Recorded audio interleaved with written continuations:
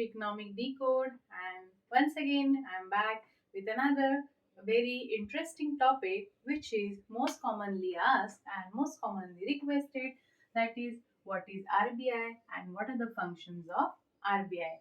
So let's get started with the video guys, right? RBI क्या है और RBI किस तरह से काम करता है? चलिए हम स्टार्ट करते हैं with the introduction part. RBI, which is headquarter located in Mumbai. As we know that Mumbai is the financial capital of India. So the RBI headquarter, which is located in Mumbai. Again, currently the governor of RBI is Shashikanta Das, right? So Shashikanta Das, he is currently governor of RBI. And when it is established, guys, in MCQ, the question asks that RBI established in the dash year, then it is established in 1935 under the RBI Act 1934. तो इसका मतलब क्या है कि act मतलब क्या है, rules and regulation जो है 1934 को जो है डिसाइड किए गए थे, एक एक्ट बनाया गया था और 1935 को 34 को एक्ट बनाया गया, नेक्स्ट ईयर क्या किया गया, उसकी एस्टेब्लिशमेंट की गई थी कि वो एक्ट को जो भी रूल्स एंड रेगुलेशन हमने बनाए हैं तो हम किस तरह से इम्प्लीमेंट करेंगे, वो इम्प्लीमेंट करना चालू कर दिया था, राइट। अभी नेक्स्ट क्या आप लिख सकते हो, इट वाज अगेन नेशनलाइज, को नेशनलाइज करने में 1949 का जो है इतना समय लग चुका था। 1949 आप देख सकते हो fully which is owned by the government. पहले जो है ये ब्रिटिश सरकार थी, they are handling this particular you can say financial institute, but later on they given all the authorities to the government by these are the main bank in your country, in our country we can say, right?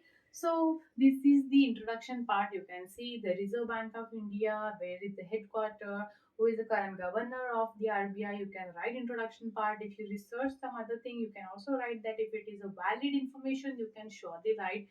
And we will start our main topic, which is the important functions of RBI, that how RBI works in a particular country, how they manage everything and what they do exactly, right? So let's get started with the point number one, that is overseeing the monetary policy. As you know, guys, the monetary policy, which is decided and designed by the RBI. And do you know the fiscal policy who designed? The financial team, the finance account, the finance department who take care of the fiscal policy. In next video, we will cover the monetary and fiscal policy features, functions also. But अभी क्या है, monetary policy किस तरह से design करता है, किस तरह से एस्टेब्लिश करता है, किस तरह से बनाता है और कौन बनाता है, जो कि है सिर्फ और सिर्फ आरबीआई के पास ही राइट्स होते हैं कि वो मॉनेटरी पॉलिसी बना सकती है। मॉनेटरी पॉलिसी में क्या डिसाइड होता है कि SLR, RR, there are different different जो है types, your money supply, all these things are design in the monetary policy. वो हम बाद में जानेंगे, बट अभी आप इतना लिख सकते हो कि मॉनेटरी पॉलिसी डिजाइन करता है आरबीआई, जिसमें सीआरआर, एसएलआर जो है, that is repo rate, your reserve repo rate, right, it is RR rate also which is design. And monetary policy, your money supply, currency कौन सी अभी नई जरूरत है या नहीं, कितनी करेंसी प्रिंट करनी है, राइट, कुछ नया डिनोमिनेशन इंट्रोड्यूस करने की जरूरत है या नहीं, सारी जानकारी, सारी जो अथॉरिटी होती है वो आरबीआई के पास होती है। नेक्स्ट क्या है, इशूइंग ऑफ करेंसी। जैसे मैंने आपको अभी कहा था कि कोई भी पेपर करेंसी जो है अगर इशू करना है तो वो सारी जो है अथॉरिटी आरबीआई के पास होती है, और कितनी क्वांटिटी में इसको इशू करना जरूरी है ये भी जो है आरबीआई डिसाइड करता है। ऐसा नहीं है कि रिसेशन है तो स्टार्ट कर दिया बहुत ज़्यादा प्रिंट करने के लिए करेंसी और इससे रिसेशन कम होगा, नहीं, ये पॉसिबल है ही नहीं। आप सभी को बताया आपको कि जितनी ज़्यादा कंट्री करेंसी प्रिंट करती है उतना उसके लिए नेगेटिव होता है। जितनी कम करेंसी प्रिंट करके जो है मैनेज करती है country, that is the best for the country. तो करेंसी कितनी इशू करनी ज़रूरी है, कितनी डिनोमिनेशन की इशू करनी है, ये सारी अथॉरिटी जो होती है वो आरबीआई के पास होती है। नेक्स्ट क्या है, managing the foreign currency. Foreign currency, for example, अपने कंट्री को जो है किसी ने डोनेशन दिया है या हमने जो है किसी कंट्री से या फिर किसी ऑर्गेनाइजेशन से लोन लिया है, आईएमएफ जैसे आपको पता ही आईएमएफ ये संस्था है जो हेल्प करती है कंट्रीज को सिचुएशन टेक केयर करने के लिए।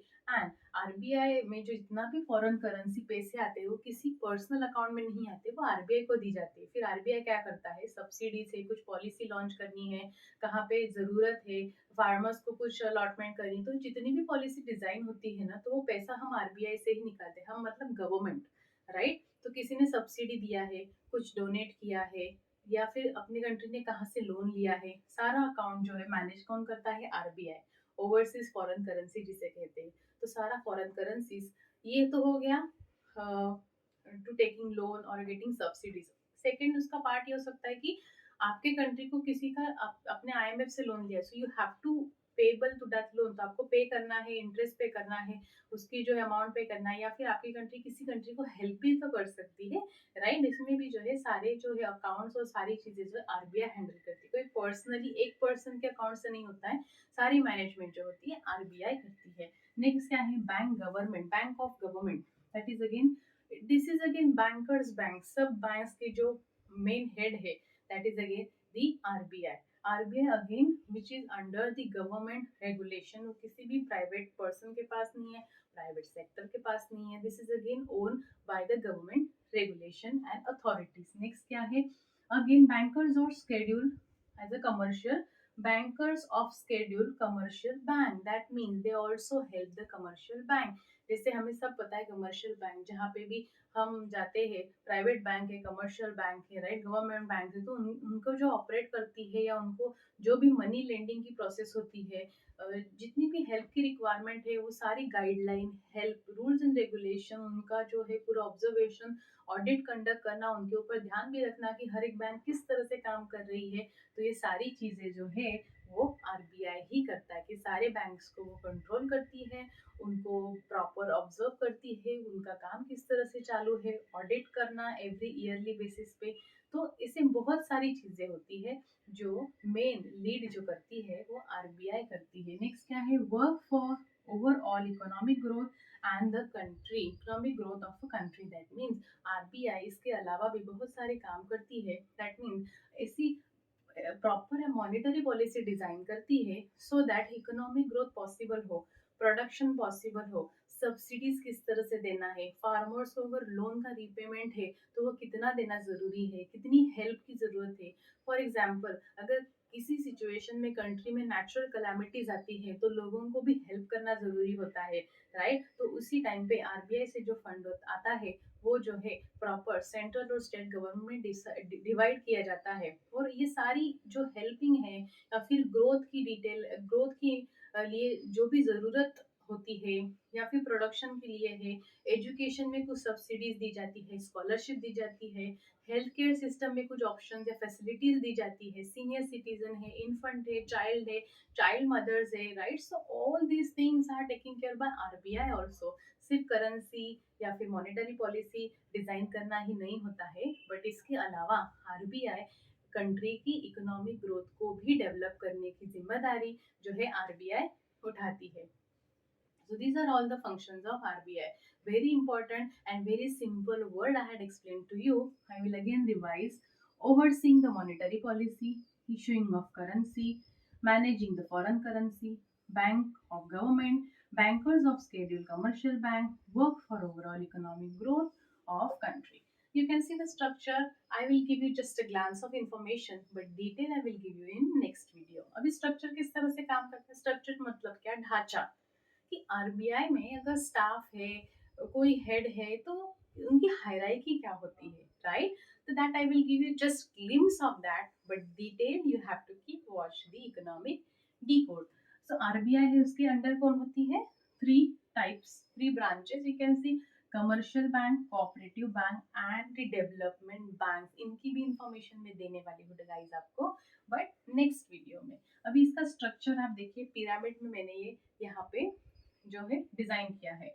मेन होते हैं सेंट्रल बोर्ड ऑफ डायरेक्टर, उनके बाद आता है गवर्नर, गवर्नर के बाद कौन आते हैं डेप्यूटी गवर्नर। अगर गवर्नमेंट गवर्नर नहीं है, गवर्नर ने जो है रिजाइन किया है या फिर अभी नहीं है, तो उनके बिहाफ में कौन जो है सारी चीजें हैंडल करेंगे या फिर कौन जो है डिसीजंस प्रोवाइड करेंगे, तो दैट इज डेप्यूटी गवर्नर। उनके बाद आता है executive governor, principal general manager, उनके बाद आते हैं चीफ जनरल मैनेजर, उनके बाद general manager, deputy general manager, assistant general manager, manager, assistant staff and last आता है support staff.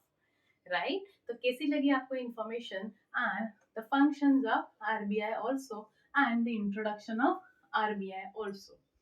How do you find the video, guys? Please comment down below. If you have any suggestion for the channel, suggestion for the topic also, you can write down to me in comment box.